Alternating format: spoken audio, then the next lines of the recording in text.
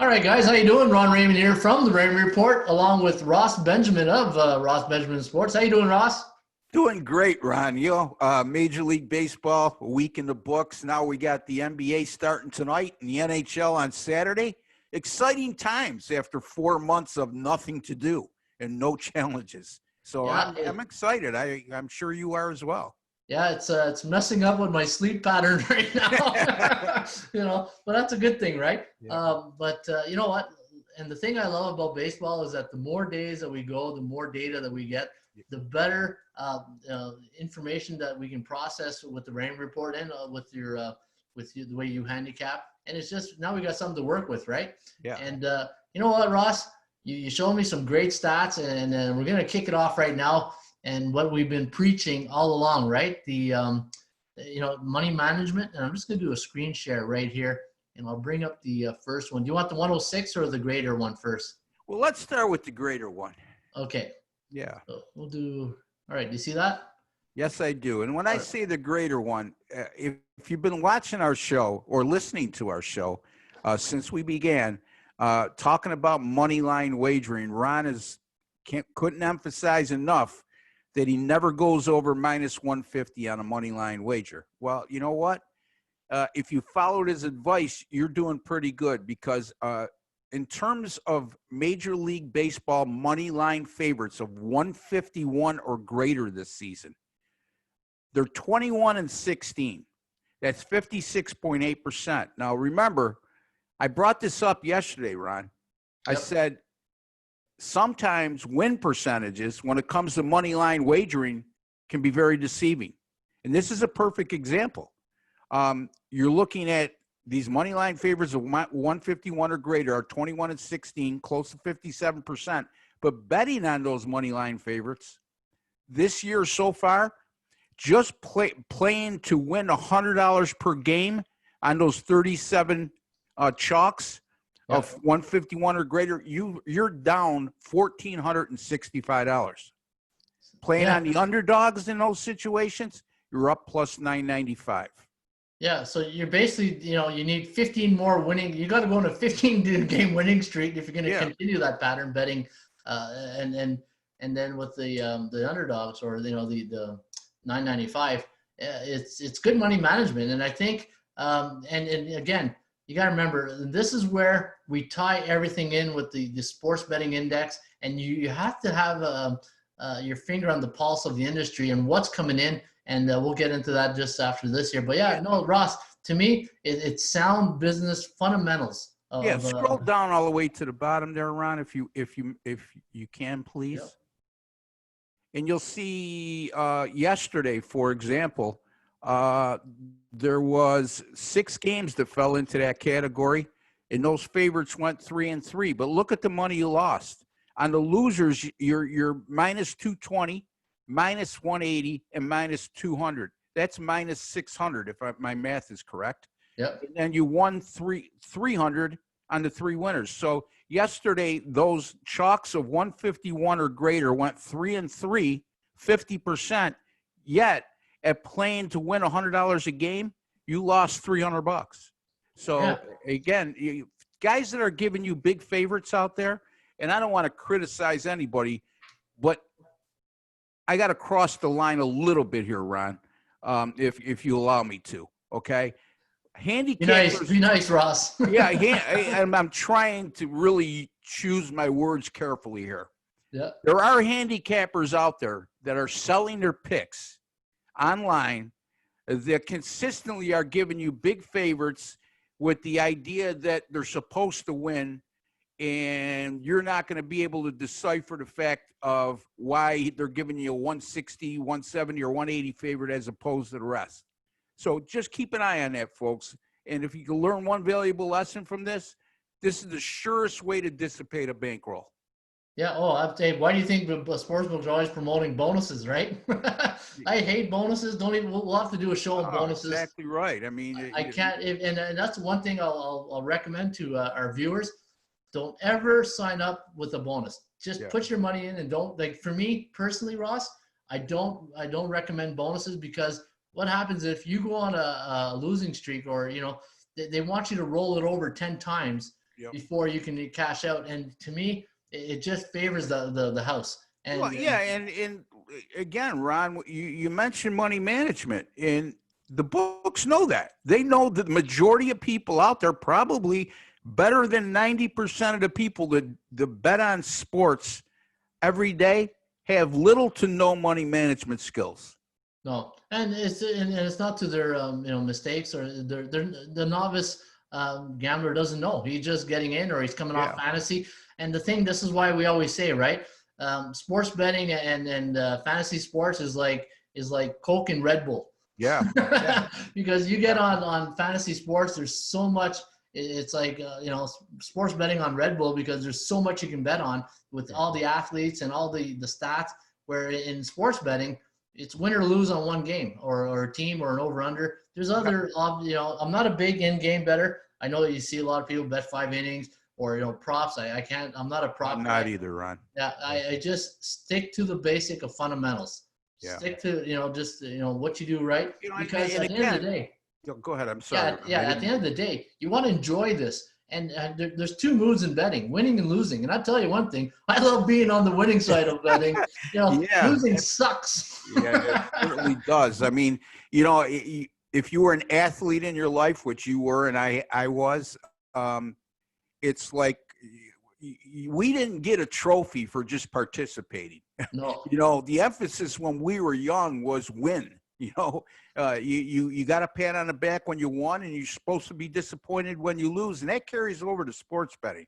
And again, Ron, it goes to the discipline, what you just mentioned too before. The bonuses are very enticing, but there's nothing free in sports betting when it comes down to it, Ron. You know what I mean? No, they're giving you a bonus, and you think it's free money, but no, they got you handcuffed. Oh yeah. Okay. So the other one was minus 106, right? Yeah. This one right here. So do you see this one here, Ross? Yes. Okay. So any money line favorite of minus 106 to minus 150 this season, again, Ron's been preaching right along. We don't take favorites of over minus 150. Well, this is the parameters we look for. And a money line favorite of 106 to 150 in Major League Baseball this season, 30-13, 69.8%.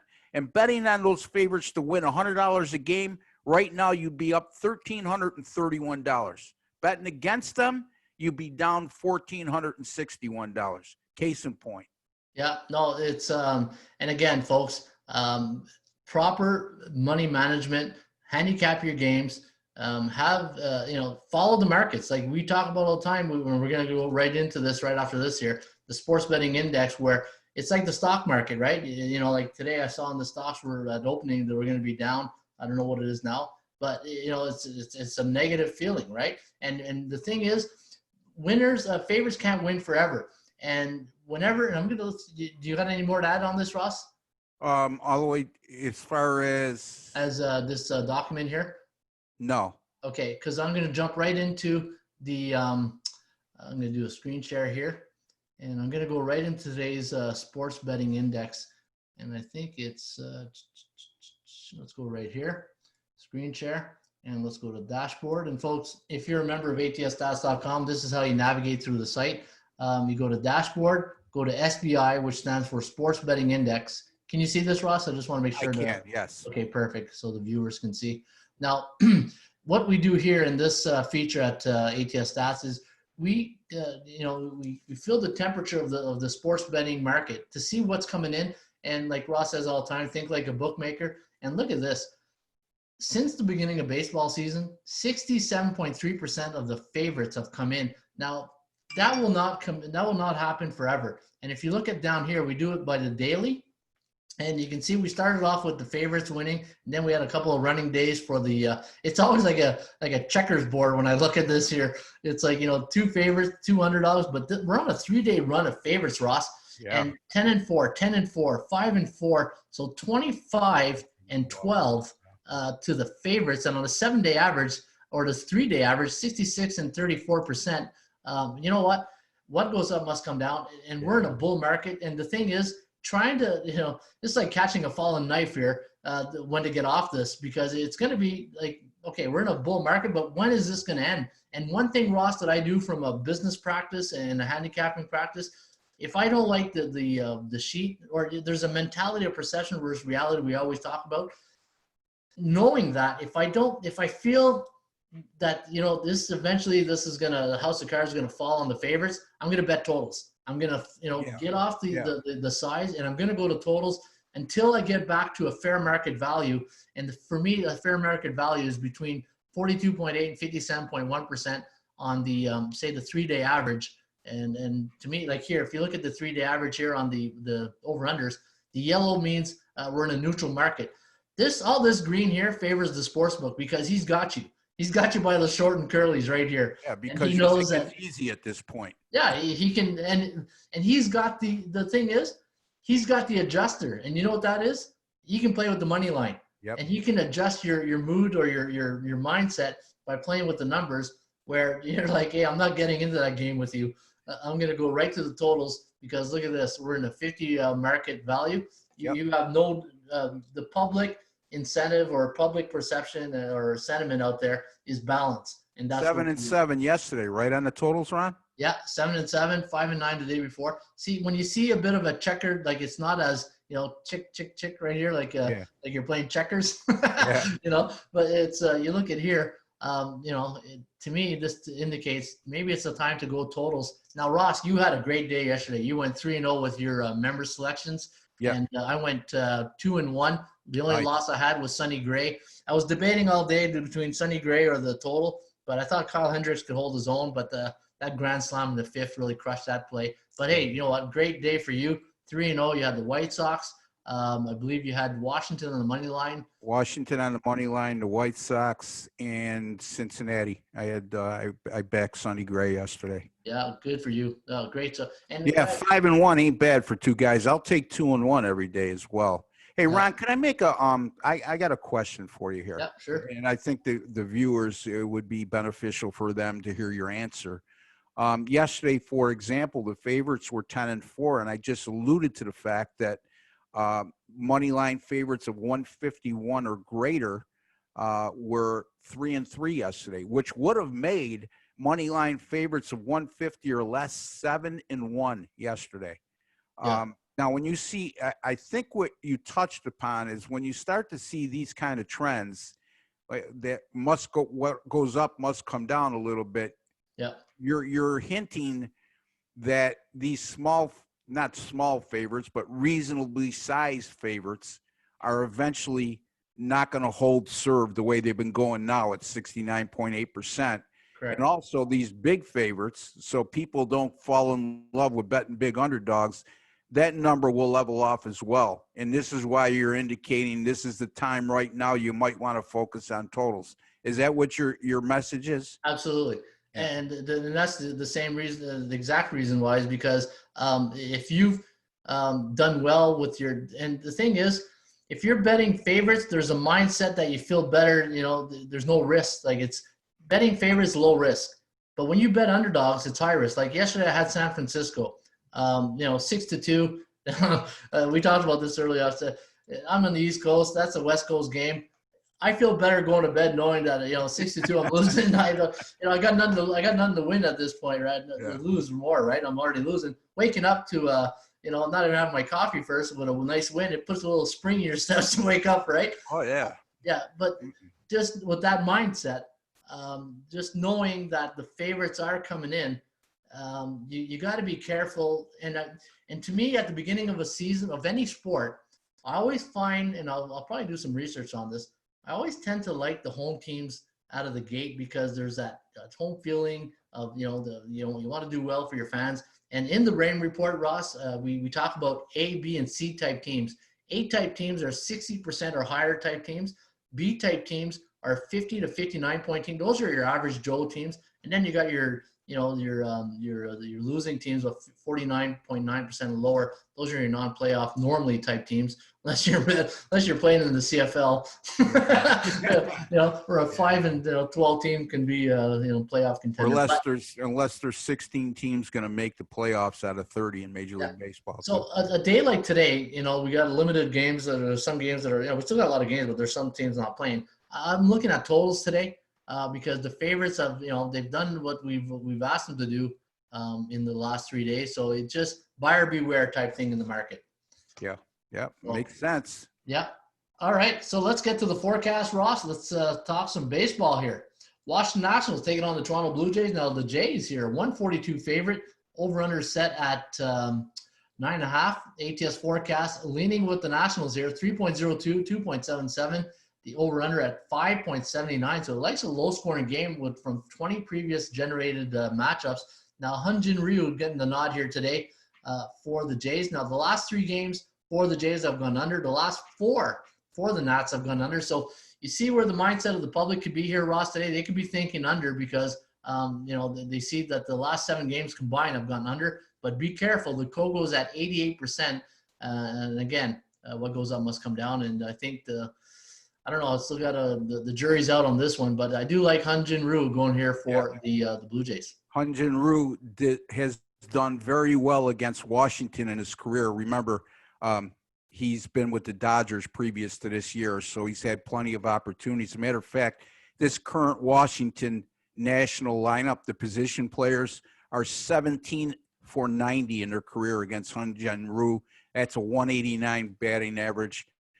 That's probably what the public will be looking at in terms of the total. And there's a reason why Toronto is a minus 142 favorite today. I mean, people are going to look at this and think they're getting a bargain with Washington, Ron, as a dog. Again, to coin your phrase, buyer beware. Washington has really struggled offensively, Ron. And yesterday, as a matter of fact, they won 4-0, but they scored 4 runs in the 10th inning. That game was 0-0 after 9 innings. They continue to struggle offensively. Yeah, and we all know there's always a turning point in a cycle. And we're only playing 60 games, so they've already got 6 in the books. At what point do these teams start feeling the pressure a bit, right? Looking on the standings, saying, we don't have many more games left. Cubbies taking on the Reds. Now Cincinnati minus 112 chalk here. Over/under at 9. ATS forecast going with the Cincinnati Reds, 4.89, 4.37. Over/under here at 9.26. So it does like it a hair over the total from 65 previous game. Luis Castillo getting the nod here against Yu Darvish. And looking at the both these teams, the last 3 games have gone over. Cubs are 4-2, Cincy 2-4, and the Kogo at 17%. And you know what? Cincinnati just put in the boots of them yesterday. It was 12-5 at one point, or 12-0, or I don't know. There was a big lead. I remember seeing. I said, it was 9-0, and 9-0, and then the Cubs scored 5 unanswered. That's it, 9-5. And I said, oh no, is this one of those Sports Center highlight games I'm going to see? I hope you didn't go to bed early. Oh boy, that was one of those games that I turned off because I had Cincinnati, and when I saw the 9-5, I says, you know what, I need to sleep tonight. If they blow this game, I'm never going to get to sleep, Ron. Yeah, in the Rain Report, Ross, I have a feature called the PVI Strength of Schedule, and what that is, folks, is that anytime, and it's still early, so it's I always wait for about 10 games for it to be in full effect. It's how does Cincinnati will do at home against A-type teams, and so far, or C-type teams. Let me see here. Though the Cubs are A-type teams, 3-0 to the over against playoff contender type teams. So maybe there's a reason why. But again, not enough occurrences to really. And the Cubs are the opposite, correct? They're against C-type teams, which Cincinnati's 2-4 right now. Yeah, and the 3-0, but again, small sample size. Yeah, but just wanted to throw that out there, knowing that that's another feature that we'll be getting into eventually. Now, the New York Yankees taking on the Baltimore Orioles. Yankees, a huge chalk here, minus 225, over/under at 10. Forecast 5.09, 4.67. The over/under at 9.76. J-Hap going for the Yankees. John Means for Baltimore, and looking at the chance of winning, 42% for Baltimore, and a Kogo of 42%. Yeah, the Yankees 19-2 at Camden Yards in Baltimore since 2018. 16 of those 21 have gone over the total. Just a note there. Cleveland Indians taking on the Minnesota Twins. Twins are minus 121, over under at 8.5. ATS forecast. Going with the team that lost yesterday 4-0 to the White Sox. The pick that you had yesterday, Ross, on the you had the White Sox yesterday, Yes. right? Yep. Yeah. So so a little change of venue here, and looks like 5.23, 4.97. The over under at 10.2. And Shane Bieber going for the Indians against Jose Barrios of Minnesota. And looking at the win streak here, Minnesota 3-game win streak, 4-1 on the season. And who saw that coming? Yeah. Minnesota won their division last year, so they could hit. There's no two ways about it. Bieber off a very good start in his 2020 debut. Barrios, the polar opposite, not very good. Bieber, a little bit shaky in his career against the Twins on occasion. He's prone to giving up the long ball against his power hitting team. Barrios, nice history against Cleveland so far. Should be an excellent game. Yeah. Another feature we have here, Ross, in the Rain report. And once people, if you ever remember, there's a feature that we call the Vegas Index, or the Market Spread Value Index. And what I give in this report is what the line should be for that team that day. And today, July 30th, as a home favorite, as a home team for Minnesota, our line on this game, if you look right here, we give out the line of what the line should be, minus 138. And right now it's at 121. So fair market value. We're below market value on the Twins. So a lot of good value. Like, people hear me all the time say shop for value, Plato percentages. And this is one indicator that I teach here on the Rain report is follow. And you know what? I'll just bring up the, let me see. Can you see that, Ross? I just made a little Yes, there. I can. So yeah. At the top of the pages here, look for the, where did I put it? Right here. Market Spread Value Index right here. And I'll go to that game where we're talking about Minnesota, Cleveland. So this Market Spread Value Index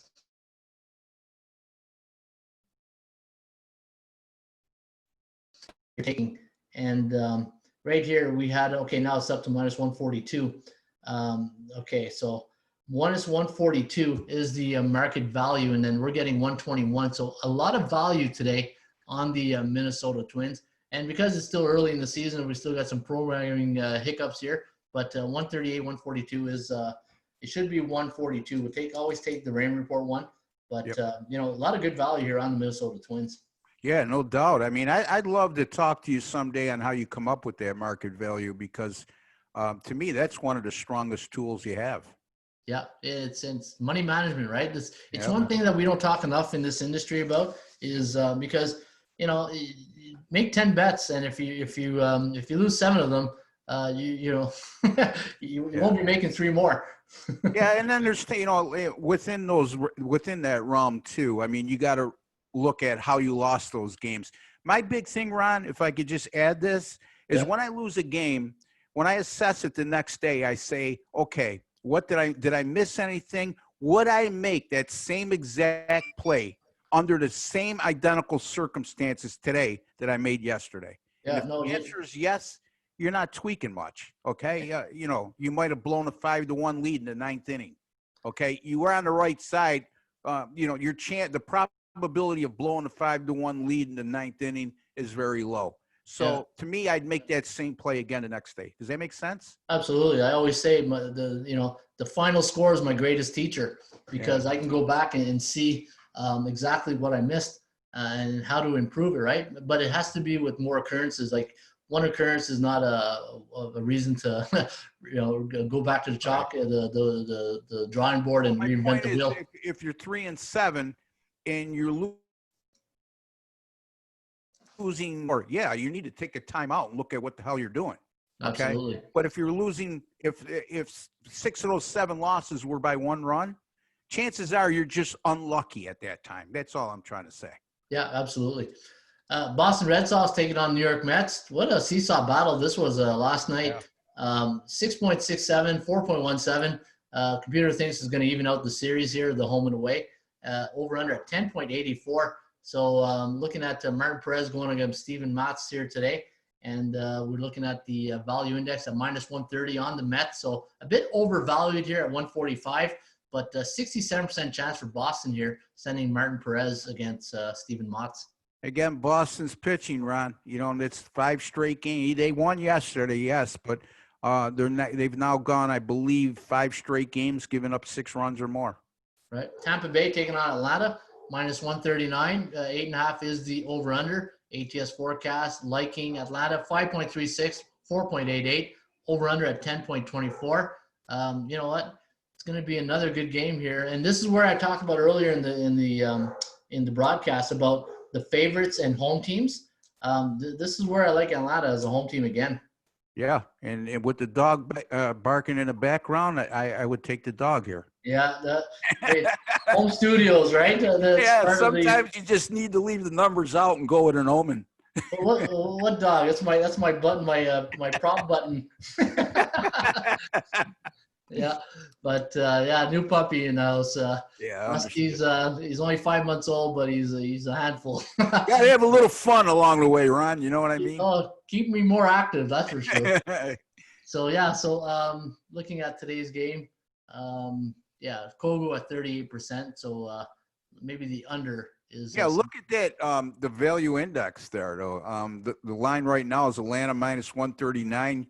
Your value index has them at plus 103. So yeah, that's mostly because they're 3-3 on the season, and again, only one home game to really write about.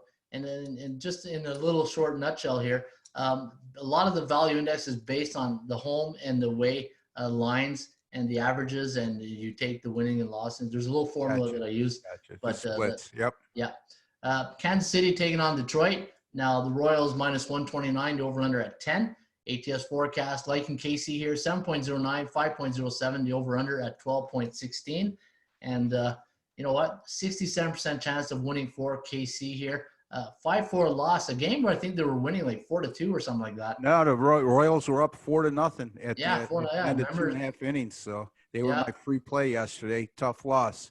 You know what? It was a tough night for the bullpens for a lot of teams last night. Oh, no doubt about it. I mean, you mentioned that San Fran game. There's a perfect example right there. But, Detroit asking them to win 3 in a row might be a big ask, Ron.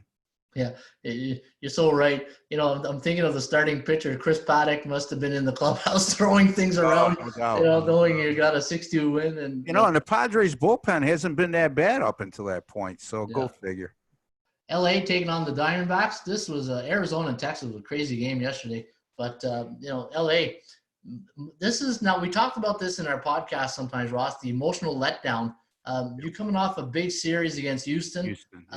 This is a good flat spot here for the Dodgers, knowing they got out of Dodge with 2 wins. And now they got to face an Arizona team that's struggling 2-4 in the season.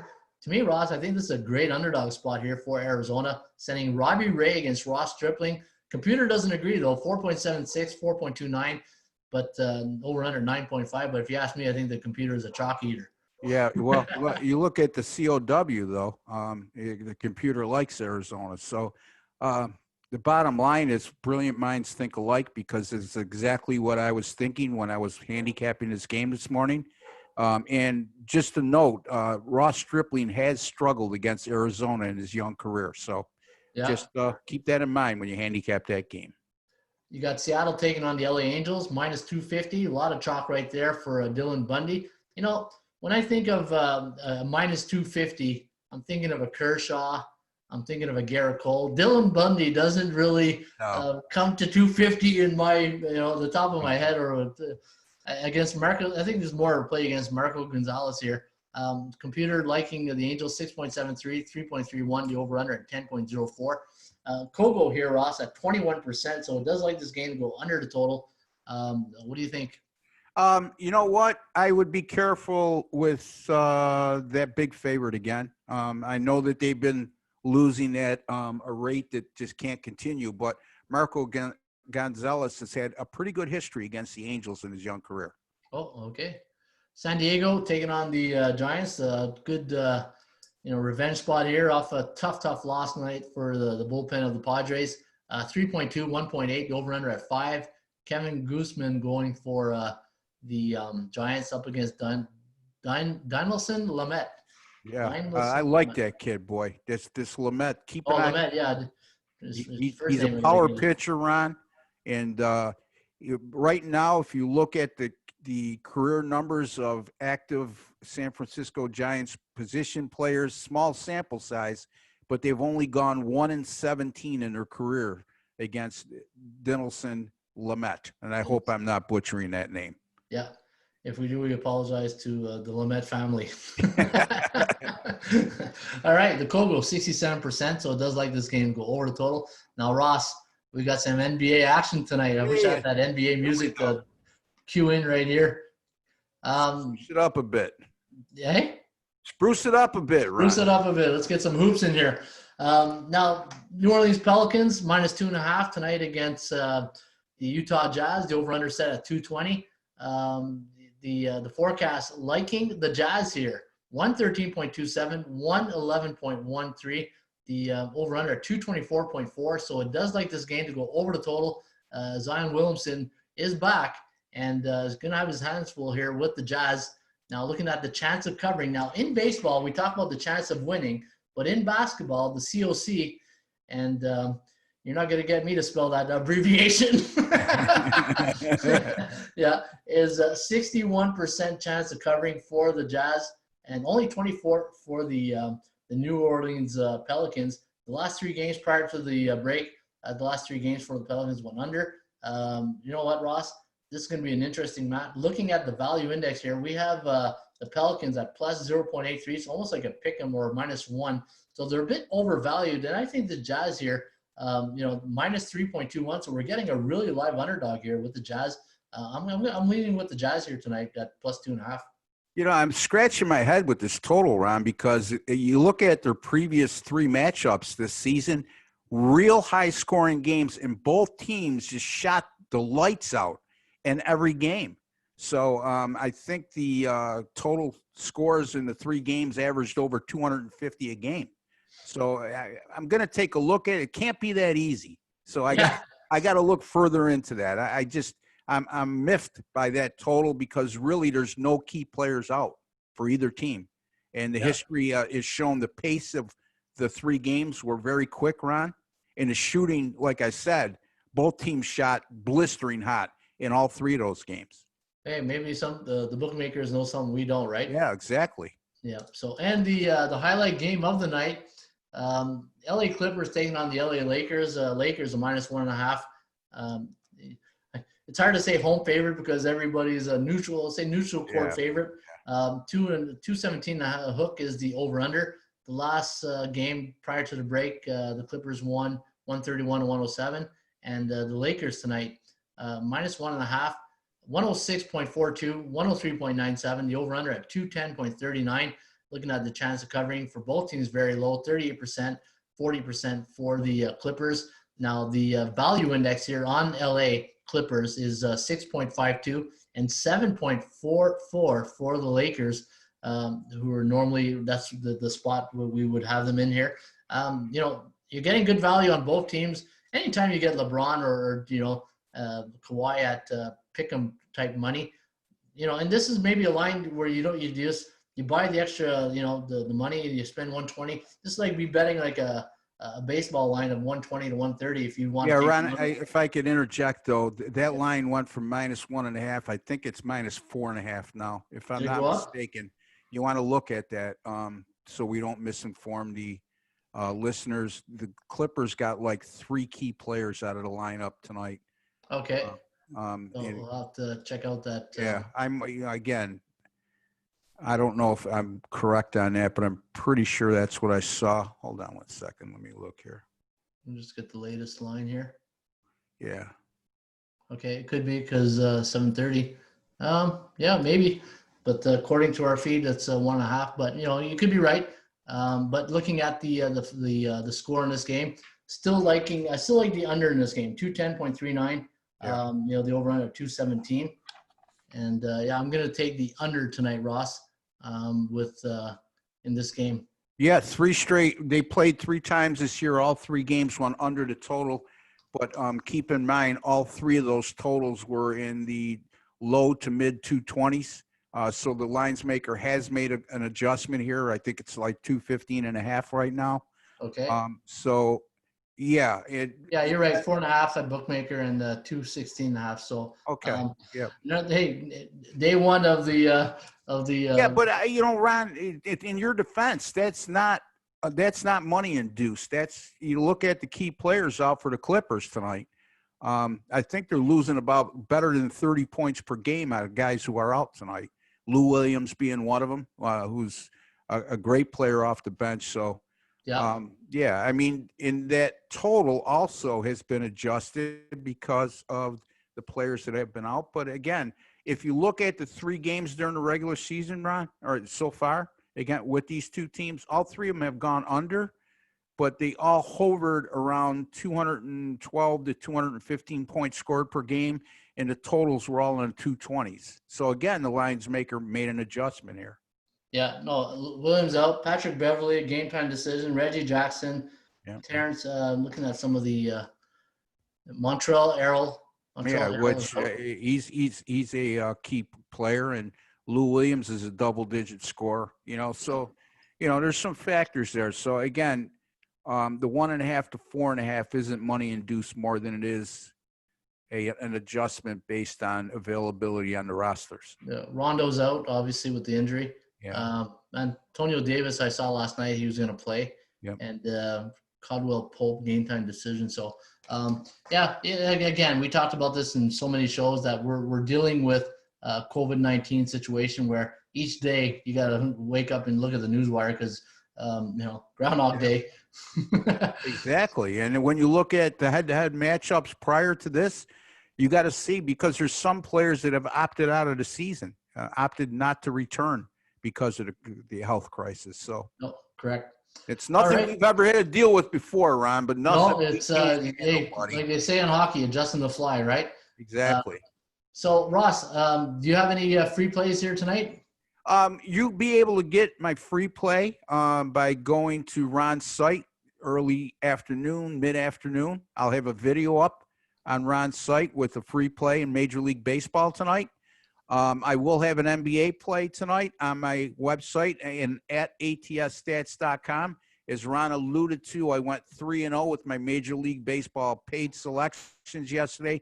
Winners on Cincinnati -107, the White Sox -114, and Washington on the run line at money line odds of +101. So things have turned around. I was complaining I wasn't winning yesterday, Ron, but now, what goes down must come up, and it's be on an upward trend going forward.